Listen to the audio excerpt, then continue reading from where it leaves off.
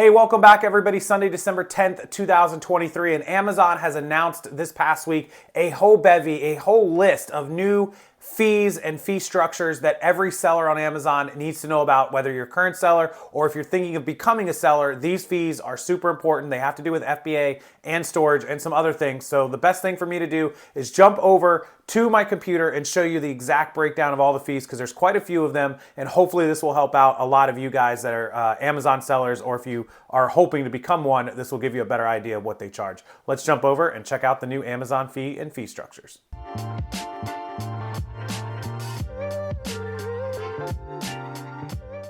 I want to thank the sponsor of today's video, ProEcommercelister, your one-stop shop for listing services. Simply take photos of your inventory, upload them into our system in our mobile app or website, and we do the rest. Titles, descriptions, conditions, item specifics, return times, handling times, and shipping policies. You simply price your item and make them live on the platform. Contact ProEcommercelister below at www.proecommercelister.com or email us at proecommercelister@gmail.com for full instructions and pricing. And thank ProEcommercelister for being a sponsor of the Rockstarflipper YouTube channel. Okay, this website is Go Consulting. Eric Sutton wrote this 2 days ago, Friday, December 8th. So let's go into the Amazon FBA fee changes, which are going to take effect in 2024. And they recently announced those. Understanding their current fees and costs is key to informing pricing and inventory management decisions. Obviously, you want to base your prices on what the fees were. So Amazon will implement fee changes focused on improving fulfillment service and speed to customers while reducing collective costs. Going to remain on average 70% less than comparable two-day shipping methods. We'll see. I think they're actually going to be more expensive. Understanding these metrics is important for meeting your sales, cost, and profitability goals. In the article, they're going to discuss the year-over-year changes for common FBA fees and costs like the fulfillment fees, storage, long-term, and removal fees, as well as a new program for 24. So let's jump into this one. Amazon is going to offer updated and revamped inventory, inbounding, and placement fees starting March 1st of 24. Keep that in mind, March 1st. The idea of sharing the cost of distributing inventory across their fulfillment network. When creating a shipping plan, the inbounding placement fee will be a more prominent setting where sellers need to choose between one of two options. You get two options, which is the premium service.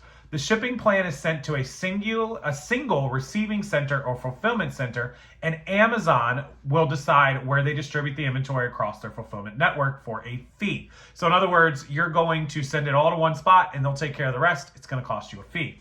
The premium service fee will vary by the inbound location, but Amazon noted there will be higher fees for shipments sent to locations in the West versus other parts of the country. So if you live on the West Coast, it's going to cost you a little bit more. If we live on the East Coast and want to send it to like a Florida distribution center, like I have right down the street, that would be cheaper than being on the West Coast. Apparently, that's what they say.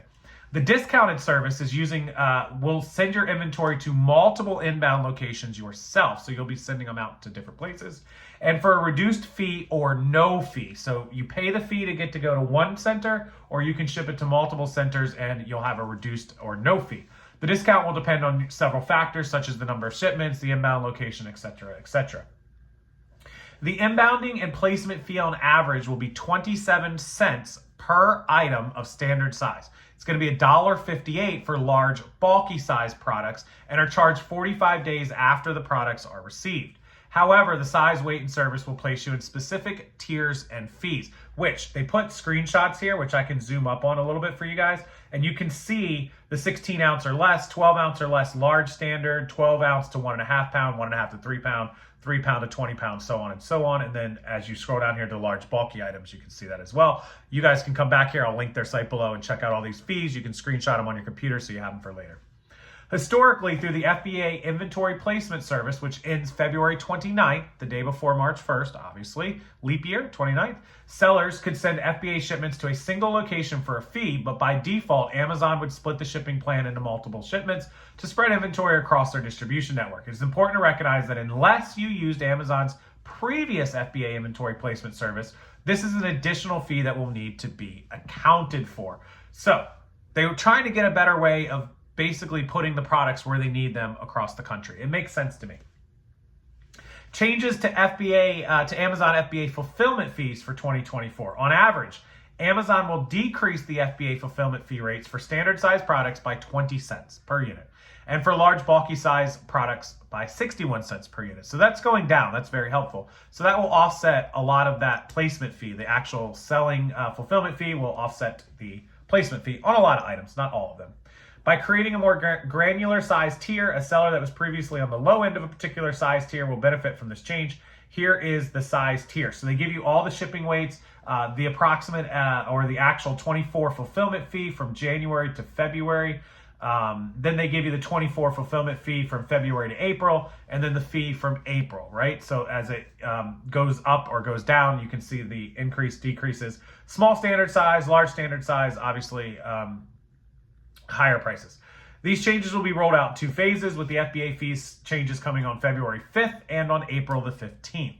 The first phase will be adding the new granular tiers, with the second phase being across the board fee reduction on average of 4%. The new seller central ships in product packaging, which is called SIP, SIPP, cost saving program. It's a new cost saving program opportunity, which appears to be the rebranding of Amazon's ships and own container, which if you guys aren't familiar with that, it's something that they had for a while. I think they still have it up until now. It's part of their frustration-free packaging initiative. So SKUs enrolled in the program are eligible to receive a discount of 4 cents up to $1.32, depending on the SKU, the size, and the weight. Focusing on packaging improvements will reduce costs by ensuring products have a minimal viable amount of packaging materials that still have the appropriate strength level to reduce damage in transit, on top of the cost-saving discount incentive provided by Amazon. Depending on the product, sellers are able to use self-test products and record results to enroll the SIP program. Here's the changes to the inventory and FBA monthly storage fees. So the monthly storage fees, obviously that's a fee per cubic foot. If you're new to Amazon, they charge you to have storage based on the usage of their warehouse. During the holiday period, it goes up. October through December, storage fees increase as demand for FBA storage increases alongside customer demand. Standard size products, large bulky products are charged at different rates. In 2024, FBA monthly storage fees will generally remain unchanged aside from a decrease during the non-peak period of January through September. For standard size products, the fee will be reduced by 9 cents, 87 to 78 cents per cubic square foot.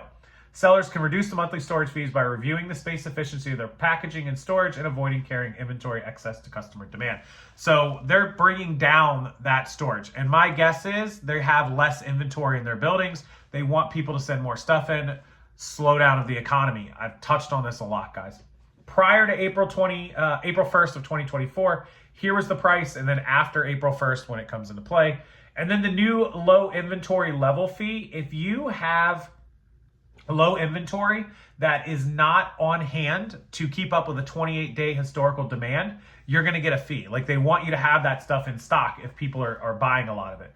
There are some situations where sellers can be exempt from the fee. Amazon will be reducing non-peak monthly storage fees by an average of 9 cents per cubic foot to help accommodate the new fee, including new to FBA parent products for the first 180 days, new professional sellers for the first 365 days after the first inventory is received, and products that are auto-replenished by Amazon warehousing and distribution. This provides additional value to the AWD service. So then they give you that. Changes to storage utilization and long-term storage fees. If you're not familiar with long-term storage fees, items aged between 181 and 270 days old will see the same aged inventory surcharge. And the only age ranges that will see an increase is inventory that is 271 days or older, meaning over 9 months. If you have items that sit in the warehouse over 9 months, fee is going to go up to store it. Between 6 months and 9 months, it's going to stay the same. And so they break down those. Again, you can use the link below. Check out Goat Consulting from Eric Sutton. Screenshot these, keep them on your computer if you're an Amazon seller or you plan to be one. They also have changes to the FBA inventory removal, disposal, and liquidation fees, which means if you have inventory that's sitting and you want to get it back or you just want them to dispose of it, there are fees associated with that. They are going to increase by 7%. They don't want people disposing. They want you selling it, right? They'd rather you sell it so they can make a fee. They put that there. And then Amazon return processing fee will be implementing that starting June 1st of 24. The fee will be charged to products that have a return rate above a category-specific threshold. The return rate will be calculated as follows. So it's the product shipped units in a given month divided by the returns by customers over that month and the subsequent two calendar months equals product return rate. So it's like a 90-day, I guess. Depending on your category, return rate on your product may provide cost saving to the sellers where previously a return processing fee was charged. You can scroll down and see the return processing fees. Other expanded services and benefits, changes to apparel, Amazon FBA. There's a lot more frequently asked questions he puts there. Really a great job of breaking this down. Thank you, Eric Sutton, from December 8th of 23. That's just 2 days ago. I'll put this up. You guys can check his website out and screenshot all the new fees, but always something from Amazon and Amazon sellers. Everyone bogging down, everyone trying to increase, everything going up in price. Thankfully, some of their stuff went down or stayed the same, but some of it did go up. And it just seems that way. Our insurance going up, our health, our car insurance, my homeowners, my property, you name it, everything going up in price. And why not Amazon too, right? Why not the fees that we're paying? I wouldn't doubt it if eBay actually comes out with some fee increases in the spring. So we'll have to wait and see. But that's your breakdown. Amazon fees changing for 2024. Thank you again to Eric Sutton and Goat Consulting. Link below. Check them out. Make sure you hit the like button. Subscribe to the channel, and I'll see everyone next time.